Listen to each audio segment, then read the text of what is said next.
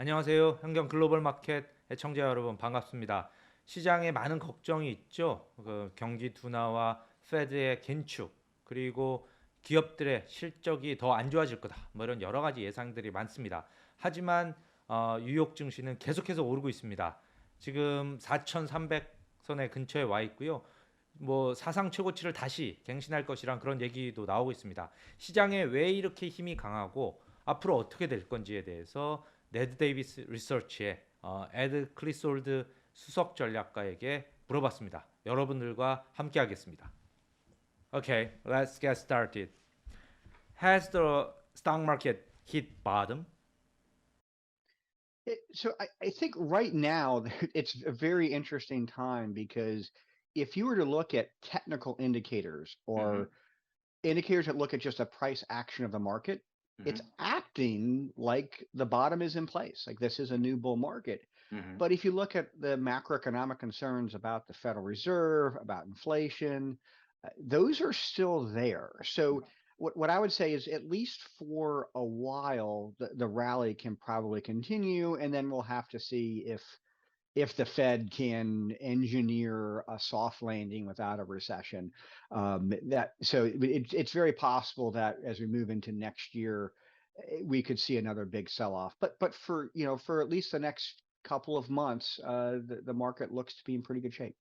Oh, and know, you have been expecting a rally later this year, and your scenario is still the same, or do you think the rally will continue from now on to the year end?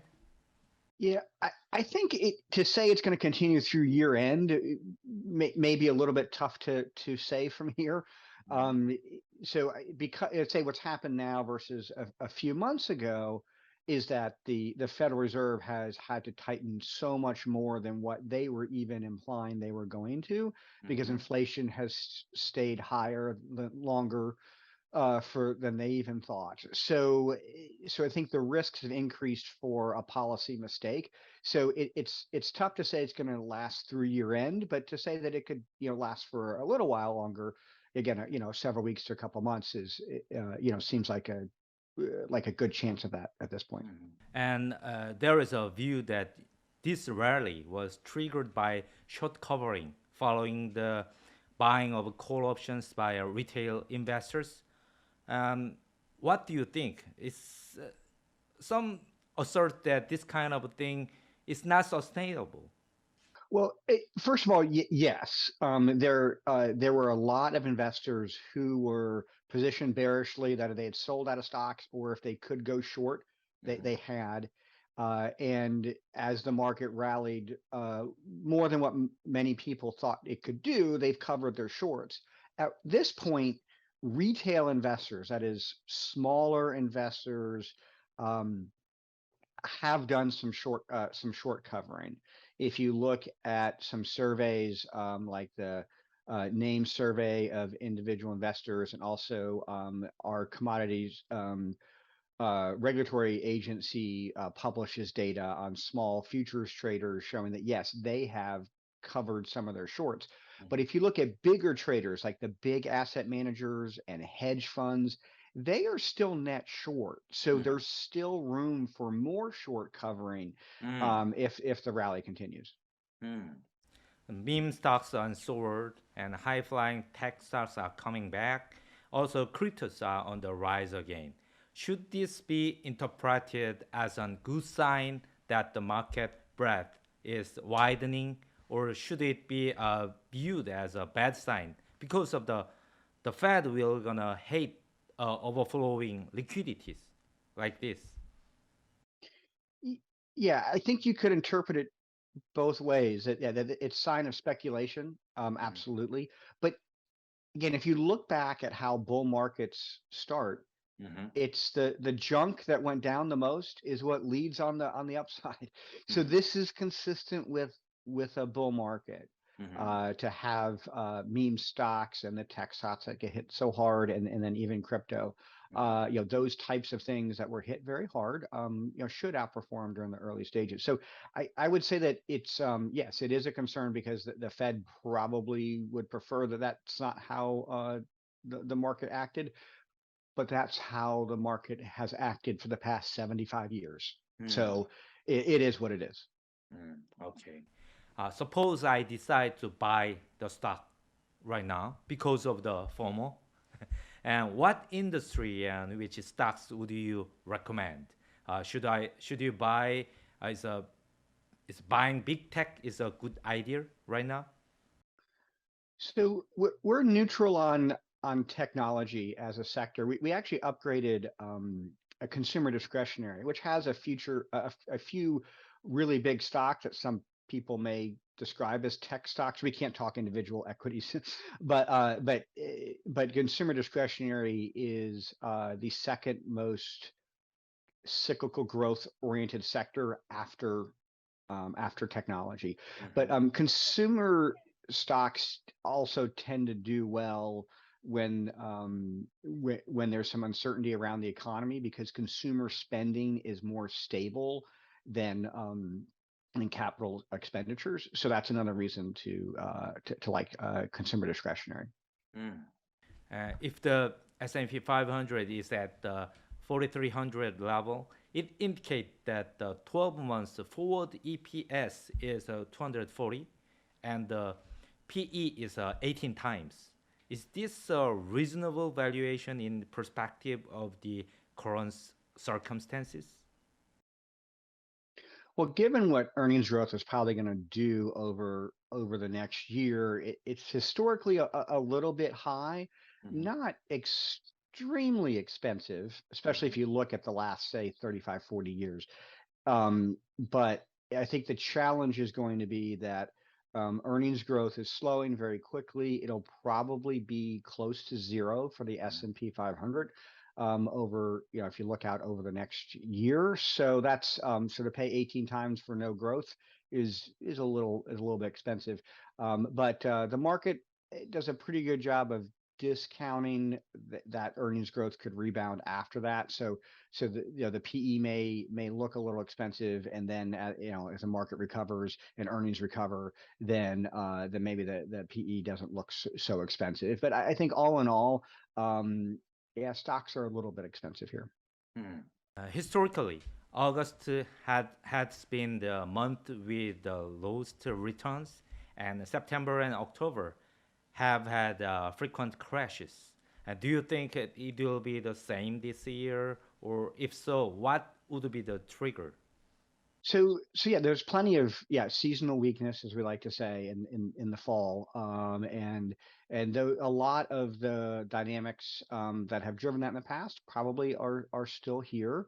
For example, a lot of companies, if they don't hit earnings early in the year, they say they'll make them up later in the year, and then but then by the time you get to September, that's a common period for companies to acknowledge they're not going to hit their yearly targets.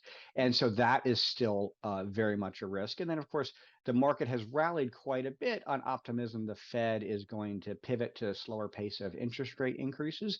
And if the Fed signals are not quite ready to do that, that could be another trigger of a pullback. So there's plenty of reasons for concern still, and any one of those could contribute to seasonal weakness. So just because the market has had a good run over the past couple of months doesn't mean that the seasonal weakness in the fall should be completely ignored.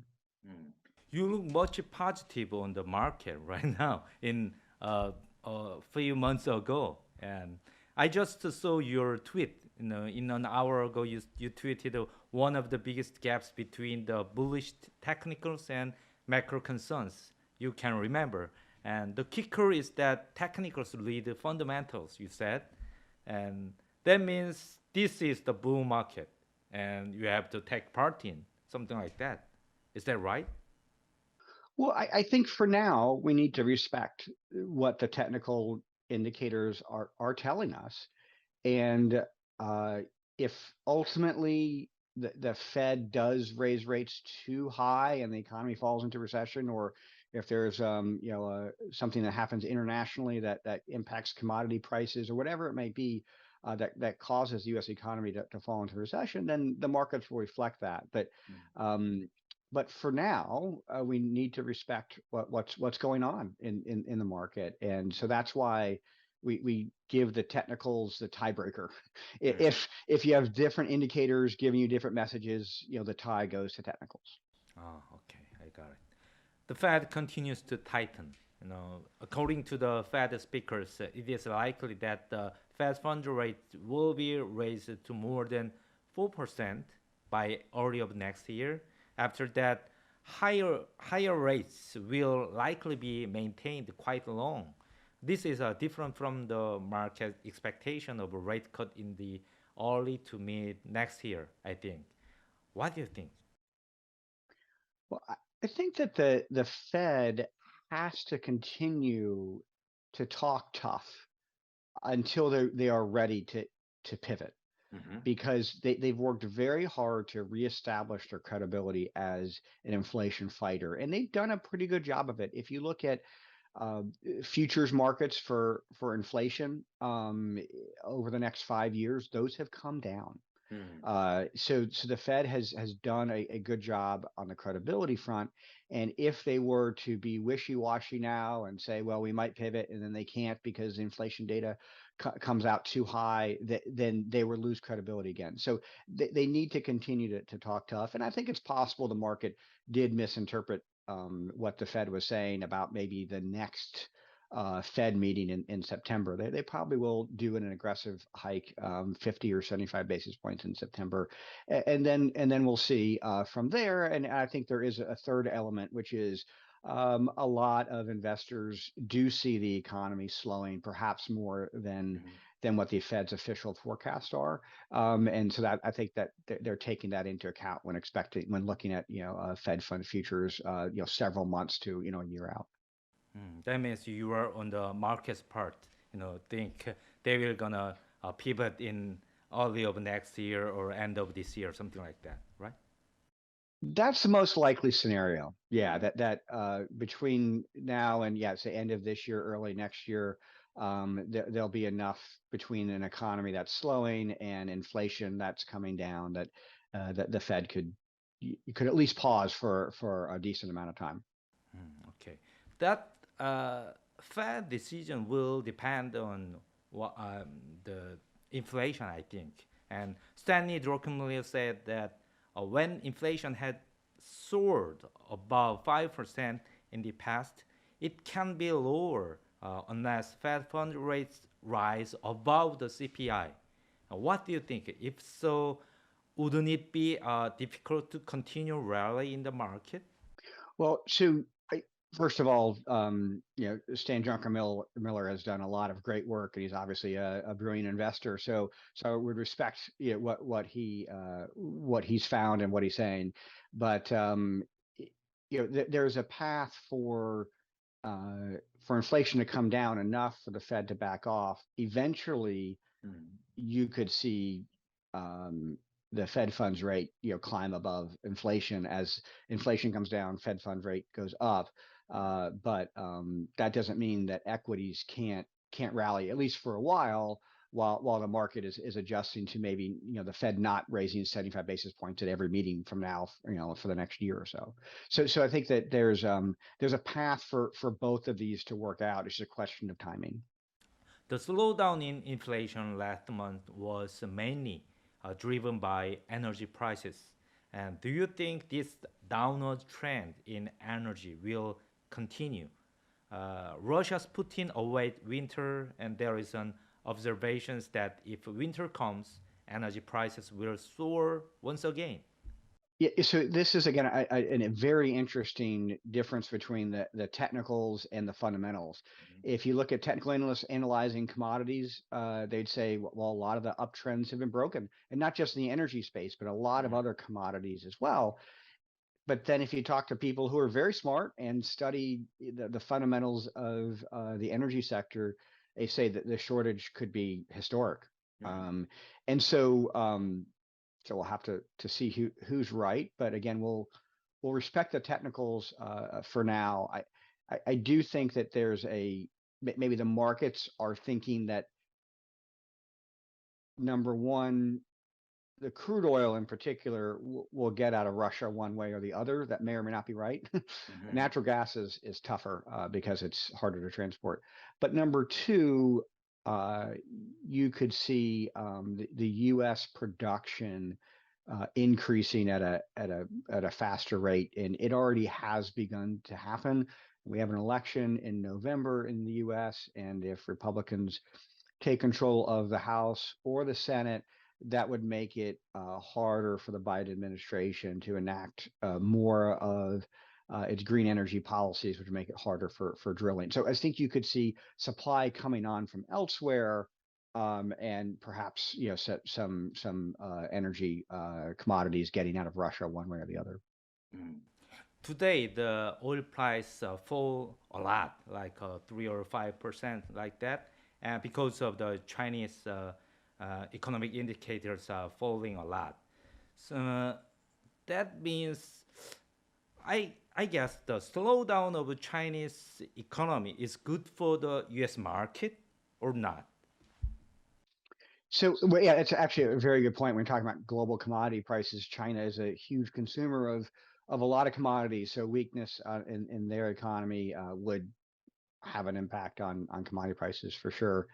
Uh, look, the best case scenario is that the global economy is fires on all cylinders. That's Mhm. what that's what would be best for everybody. The silver lining is that if inflation is high, then weaker economic growth in China would mean that maybe some inflationary pressures in other countries could be a little bit weaker.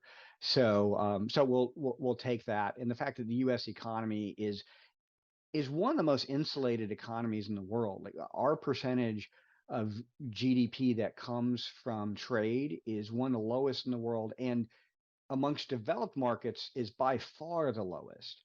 So not to say that what happens outside the US doesn't matter at all. It definitely does.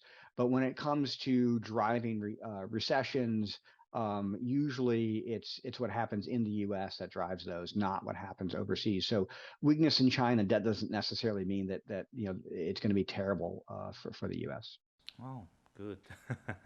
Do you think the price of commodities such as copper, nickel, wheat, and soybeans has passed the peak, and or will it go up again?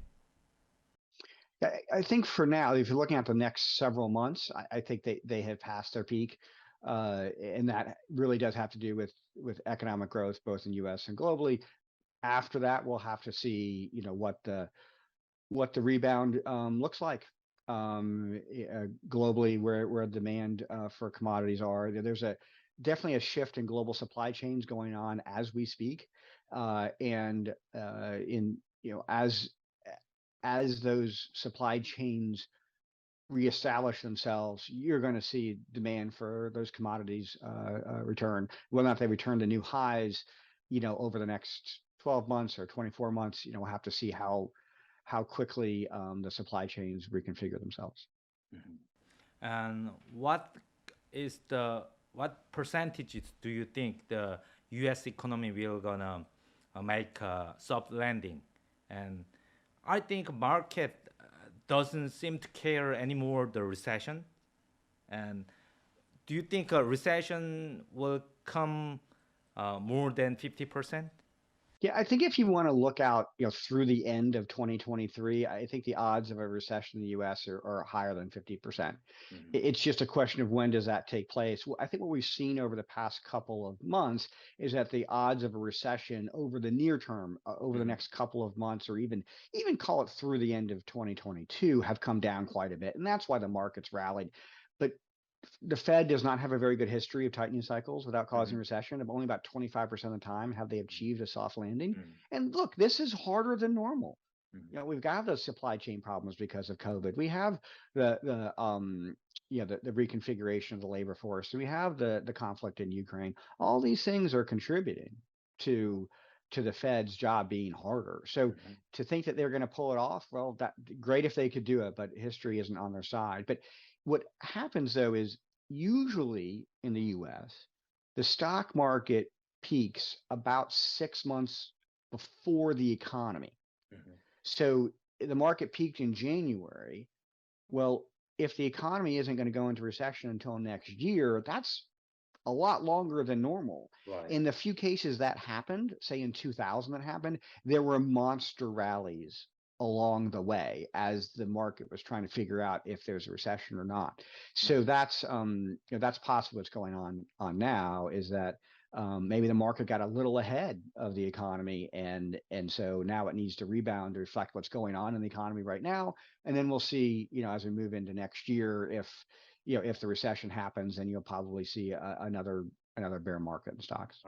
Oh, I got it. And some market analysts says the coming recession will be short and mild, and so we don't have to worry about the recession anymore, something like that. Well, first of all, I'd agree. Our memories are things like the 2020 recession, which was short but obviously very severe. 2007, 2009, which was the worst recession at that point until World War II. So our recent memories are recessions are catastrophic events. Not all recessions are like that. Some of them are more mild inventory contractions, decline in employment for a couple of quarters, and then the economy picks back up. But historically, the stock market still does feel that, and because earnings tend to be more volatile than the economy. So a small decline in GDP can lead to a big drop in earnings. So I think we can't ignore it. We can't, but maybe it also means that the market decline isn't as severe as what we saw in 2009 or what we saw in 2020. What's your base scenario right now to the end of this year? Yeah, so I think the market can rally for a few more months, and then we'll have to see how the economic data is looking. I think we can be higher than we are now at the end of the year, but as we move into 2023, there's a risk that we have to start pricing in a recession again, and that at that point, we probably expect another decline. Oh, okay. Bears believe that the disappointing earnings in the next few months could spark the next leg lowers in stocks. What are your thoughts? Yeah, if I were to look at what earnings growth is, that bullish or bearish, I'd say it's pretty bearish right now for the stock market.